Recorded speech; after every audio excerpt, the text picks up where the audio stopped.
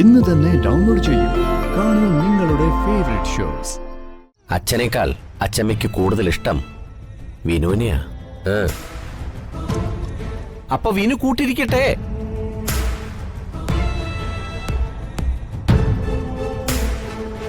പ്രകാശേ, വിനുവിന്റെ കല്യാണം കഴിഞ്ഞ ദിവസം ഇന്ന്. ഡോക്ടർ പറഞ്ഞനുസരിച്ചേ അച്ഛമ്മയെ തിരിച്ചു കൊണ്ടുവരാൻ ഈ വിനു തന്നെ ഇരിക്കണം.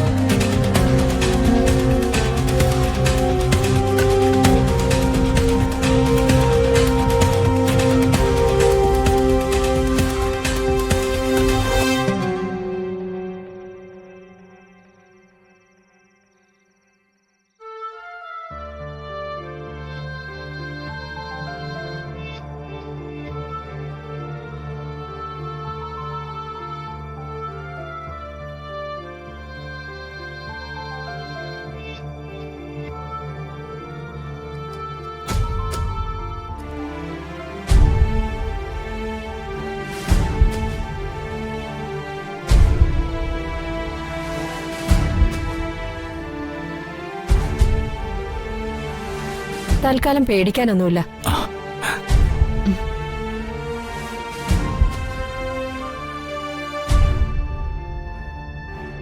അങ്ങനെ വരാൻ വഴിയില്ലല്ലോ. പുറത്തൊരു ചെറിയ മുറിവാണെങ്കിലും അകത്ത് നല്ല ബ്ലീഡിങ് കാണൂല്ലേ ഡോക്ടറെ?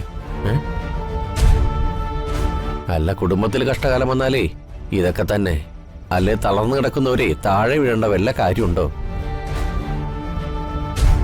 സമയദോഷം അല്ലാതെ എന്ത് പറയാനാ? ഇതാരാ? വൈഫിന്റെ ഏട്ടനാ, മൂത്ത ആള്. പേരെങ്ങനെയാ? പ്രകാശ്. മിസ്റ്റർ പ്രകാശൻ, മുത്തശ്ശി വീണത് ഭാഗ്യദോഷമല്ല, ഭാഗ്യമായിട്ട് വേണം കരുതാൻ. തളർന്നു കിടക്കുന്ന ആൾ ഒരു കാരണവശാലും താഴേക്ക് വീഴില്ലല്ലോ. ആരും എടുത്ത് താഴേക്ക് ഇട്ടതുമല്ല. അപ്പോ അതിനർത്ഥം ശരീരം പ്രതികരിച്ചു തുടങ്ങിയെന്നല്ലേ?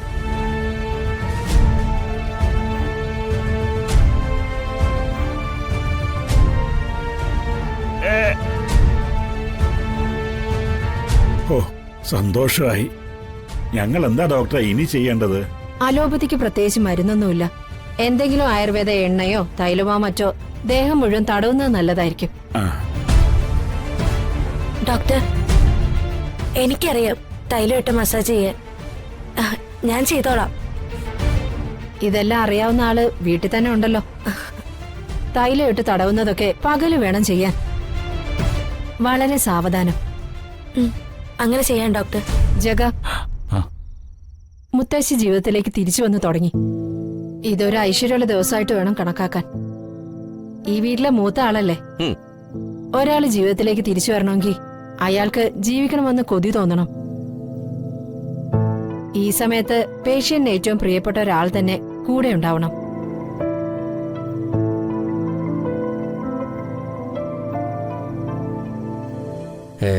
എന്നാലേ ജീവിതത്തിനൊരു ഇൻസ്പിറേഷൻ ഉണ്ടാവും.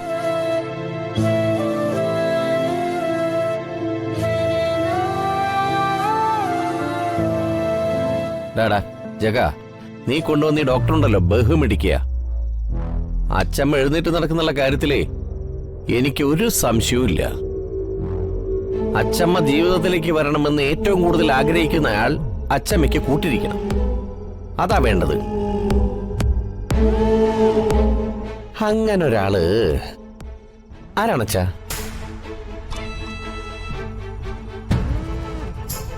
ഏതായാലും അച്ഛനല്ല. അച്ഛനേക്കാൾ അച്ഛമ്മയ്ക്ക് കൂടുതൽ ഇഷ്ടം വിനുവിനെയാ. അപ്പൊ വിനു കൂട്ടിരിക്കട്ടെ.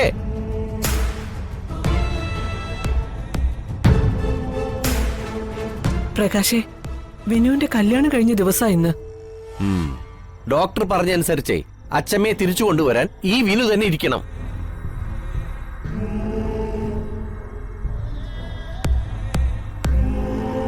അവന് ബുദ്ധിമുട്ടാണെങ്കിൽ അവൻ പോയിട്ട് ആദ്യ രാത്രി ആഘോഷിക്കട്ടെ.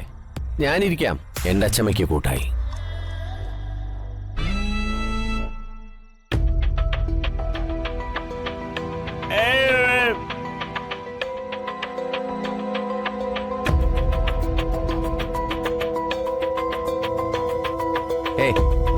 നീ മീനാക്ഷിയെ വിളിച്ചോണ്ട് മുറിയിലേക്ക് പോയിക്കോ. എന്റെ അച്ഛമ്മയ്ക്ക് കൂട്ടായിട്ടേ ഞാൻ തന്നെ ഇരുന്നോളാം. നിന്റെ കാര്യം നടക്കട്ടെ.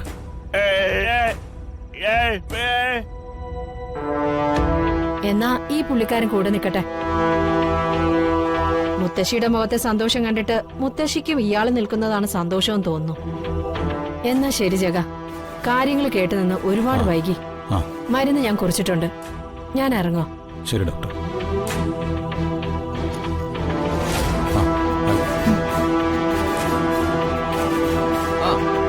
ഹലോ. റേഞ്ചില്ലടാ, റേഞ്ചില്ല.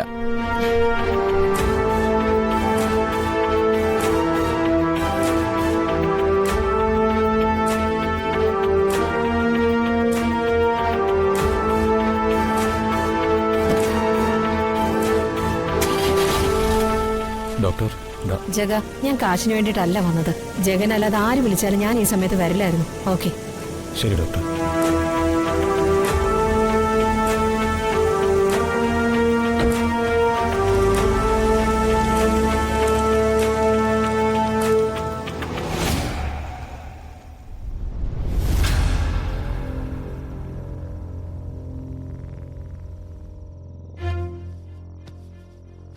ഒരു പെണ്ണിനെയും ചെറുക്കനെ ആദ്യ രാത്രി രണ്ടിടത്താക്കിയപ്പോ നിങ്ങൾക്ക് എന്ത് സന്തോഷ പ്രകാശേട്ട കിട്ടിയത്?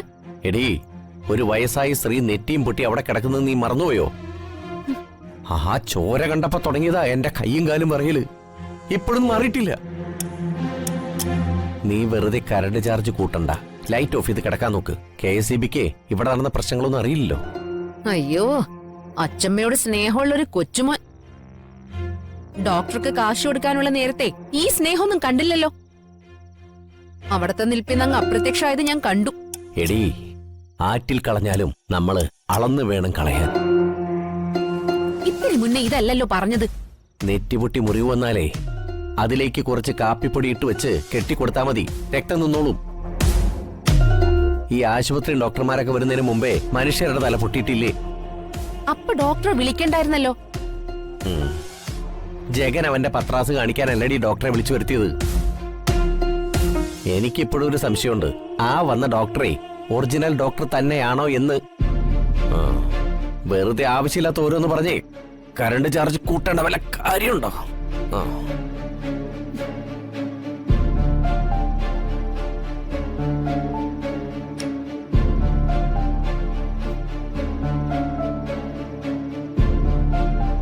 നിങ്ങൾ പറയുന്ന കേട്ടല്ലോ, മുത്തശ്ശിക്ക് കൂട്ടുകിടന്നോളാന്ന്. മലമൂത്രം ഒളിപ്പിച്ച് കിടക്കുന്ന കിളവിക്ക് കൂട്ടുകിടക്കലല്ലേ എന്റെ പണി. വട്ടു പറയാതെ പോയി കിടക്കടി. പ്രകാശേട്ടാ, നിങ്ങൾക്കൊരു മകനുണ്ടല്ലോ. ഒരു ദിവസം അവൻ നിങ്ങൾക്കെതിരെ തിരിഞ്ഞു നിൽക്കും. നിങ്ങൾ ചെയ്തു കൂട്ടുന്നതൊക്കെ കണ്ട് അച്ഛൻ അനുഭവിക്കുന്ന വേദന അപ്പൊ നിങ്ങൾക്ക് മനസ്സിലാവും. മാനത്തെ കൊട്ടാ